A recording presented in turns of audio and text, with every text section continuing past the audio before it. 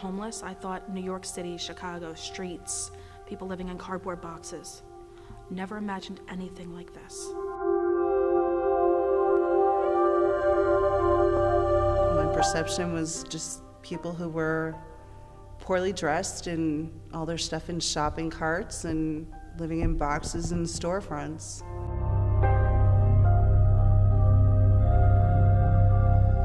I had never thought about it.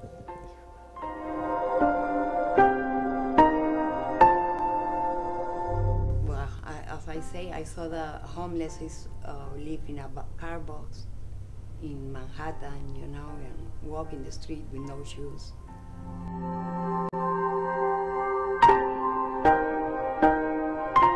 I'm guilty. I mean, I thought it was, when I thought of a homeless person, it was somebody on the street in New York City, you know, living on the corner in raggedy clothes. And that's not like that in Warren County.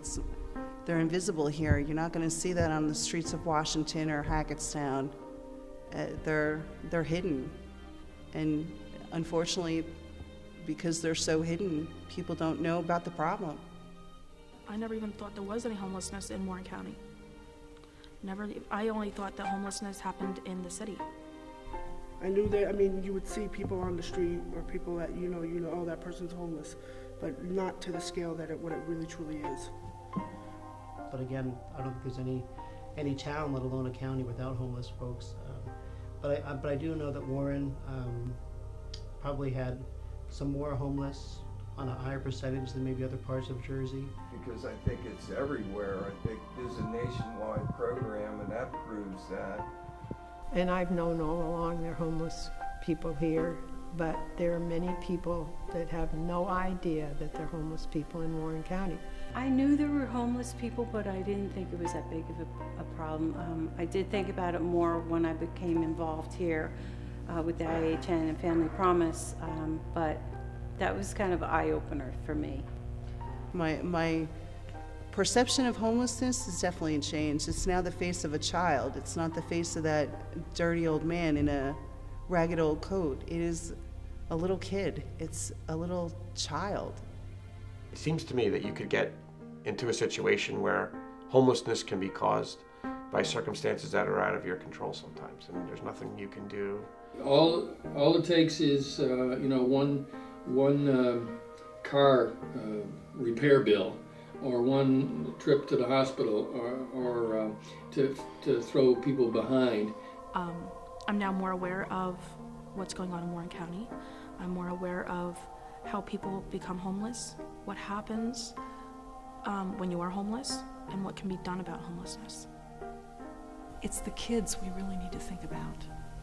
They need homes, they need stability. And if we can care for them, we will make a lasting impression so that they can go forward and be the ones that also help. It doesn't matter your race, how much money you have now, nothing.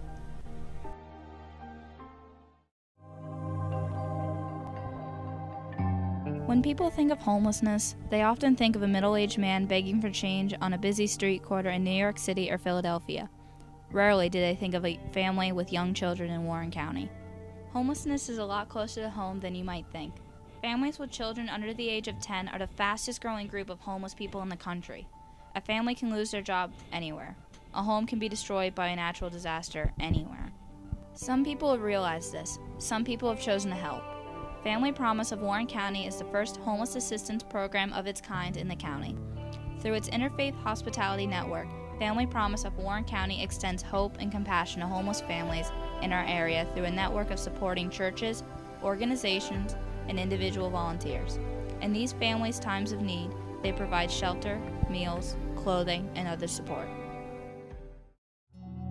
I work as a certified home health aide.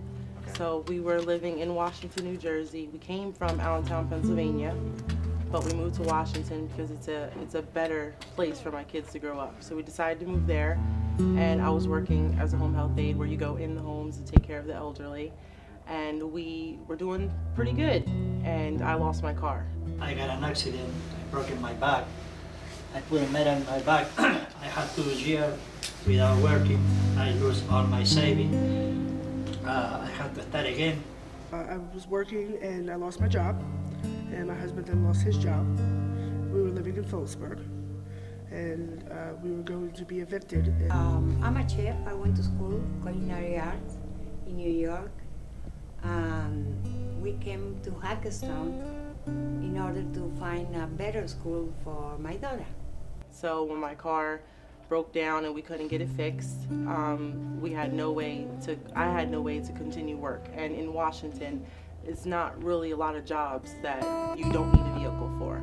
So without being able to work, we lost our apartment. And during that process, the lawyer that we had gave us the number to the IHN program. When the doctor discovered a cancer in my lung and then had a surgery, and then after 2 weeks in recovering, I had a heart attack and going back to the hospital again.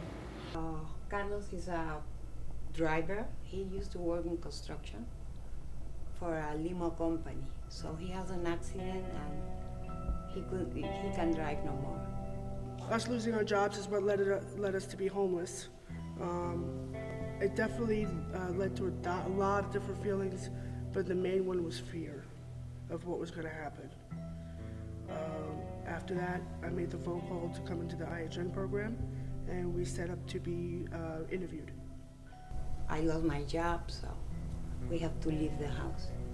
And became homeless. We first heard about Family Promise and the Interfaith Hospitality Network very early in the process when they were first going around and talking to different churches. I called the 1-800 number that was in the phone book for homelessness. They turned me down, and I had asked them, I said, you have the number for homelessness and there's no place for anyone to go. And the woman had said that there was a place that could possibly be open. I heard about the IHNs. I liked the philosophy. It was much better than just warehousing families and children in hotels and motels. So I called that number, and it was Bob Frankenfield. And he had such a heartwarming tone, and I was like, you know what, this is going to be it. Because I saw in Family Promise a program that could be an immense help. Because again, even though we have minimal resources, we have a building. It may not be a fancy building, but it's a place where somebody could stay. It would be better than sleeping under a bridge or in a car. So we knew instantly that this was something that we would find a way to help with.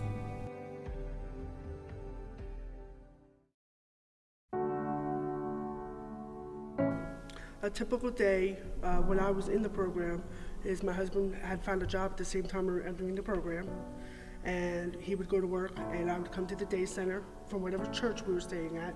We have a beautiful house in Oxford where we live daytime since 7 o'clock in the morning to 5:30 in the afternoon. They get up at 5:45 in the morning, and we wrestle with them to get their clothes on, and then we get them in the van, which they fight over which car seat they're sitting in. That's their biggest fight of the day. And I made phone calls, did some research on how to get affordable housing. The facility has bathrooms, showers, we have rooms with lockers, kitchen, so it's like it's like home. Well, it's very much a family. It's just a very close and warm environment. It's very welcoming. Very open-minded. So it's like your home. I feel like home. Within a half an hour, they have to take showers, eat breakfast, and get dressed, and get out the house to get to school. So that's pretty hard for them. So I think it's very, very difficult for him to make friends when people come and go.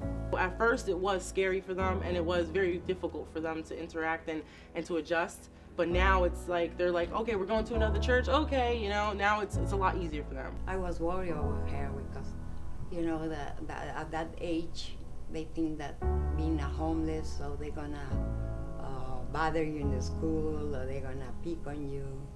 But knowing that the volunteers were there to help with him and to give him a hug every day and to talk with him and play with him, I think that helped a lot. It's an experience also. She's mature right now. She sees life different. Bob and Deanna really rely on volunteers. You just have, somebody prepare a meal, somebody come and spend 3 hours with the guests. We host about every 14 weeks, I think we're up to now. You know, we do whatever they want to do. I play games, dominoes, apples to apples, help the young ones with their homework. Just be, you know, ears to listen to them or give them their space if that's what they want. You know, I'm just there. Oh, the volunteers are the best. Yeah, I call them angels. Family Promise helped me in many, many ways. This is my 4th week. I'm completing my 4th week. I was in the IHN for 4 months, and it felt like an eternity. I cried when I had to leave.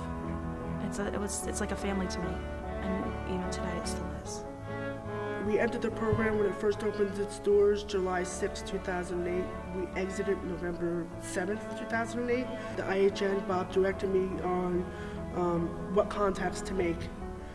You know, he helped me to, you know, how to talk to the landlord, what to say, what not to say, and so on and so forth. I've been living at my place for 3 years now. The home that we're in now, we've been there since we exited the program, and we're doing very well. I mean, it feels good. I mean, you're holding your own. Knowing that you can do whatever you want is the greatest feeling in the world. That the program, you have to work it. You have to work it. You can't, you know, it's like anything else in life. It's not gonna happen for you unless you really want it to.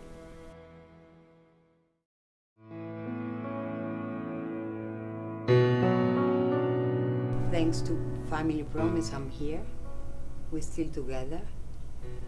I have the help I need to do job search, resumes, everything. They've helped me find my family again. Learned that homelessness isn't just old men sitting on a park bench. I've learned that it's families. Curveballs can come your way and you don't see them coming. You can just walk down the street and you don't even know if the person walking next to you is homeless or not. I've learned how resilient people can be when they have to be, especially when they have children. It's definitely taught me to appreciate every day. You never know what's gonna happen. One thing I've learned is that it's okay to trust people. It doesn't matter whether you're rich, poor, it happens. And it's a very, very sad thing. But there's always someone there to help. May not seem like it at the time, but there is someone out there that will help.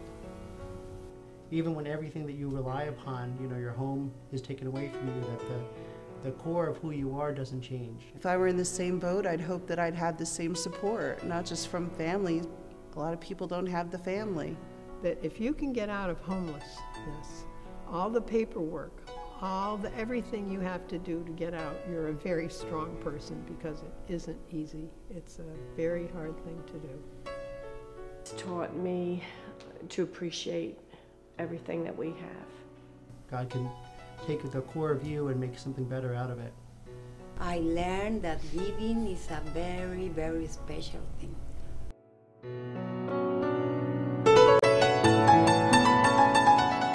The Bible says we were put on this earth to serve. That's what I'm trying to do. Driving the van is something really simple.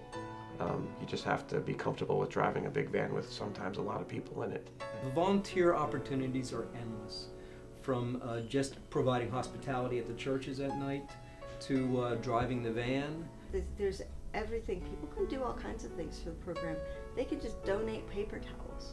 I have people in our church who are always just sort of donating things or making sure that there are DVDs around or that there are toys for children or something. And I have people who stay overnight. It doesn't take much, so yes, I would encourage everyone I know to volunteer. We need all the help we can get. It may not seem like much to just sit around for a couple of hours and play with some kids, help them with their building blocks, help them with their homework, you know, hold them in your lap for a minute. But you're changing the world when you're doing that. This is right here in our own backyard. Every family we've had 40 families to date. We started hosting on July 6th of 2008. We've had 40 families. Every single family has been from Warren County. They are doing amazing things with minimal resources every single day. It helps to open people's eyes to be more aware of what's going on in their community. And I think everyone should be aware of what's going on in their community. We are a potential volunteers. We think that when we get on our feet, something like that, we're gonna do the same. This is something that is in our backyard. I mean, it doesn't get any more personal than that. We talk about the scripture in the Bible about where it says, "Where did I see you, Jesus?" You know, the story about the division between the sheep and the goats. Where did I see you, Lord? When I'm part of this program and I'm with these families, I see Jesus all the time. This may seem like a very small problem. It's And to a lot problem. of stop it. Like- And to a lot of people, like this small. it is small. Sorry, stop, Mimi. To a lot of people, it is small, but it's something. It's happening, and it affects a lot of people's lives, and it can affect theirs. If people keep doing this, let me tell you, the world will be different.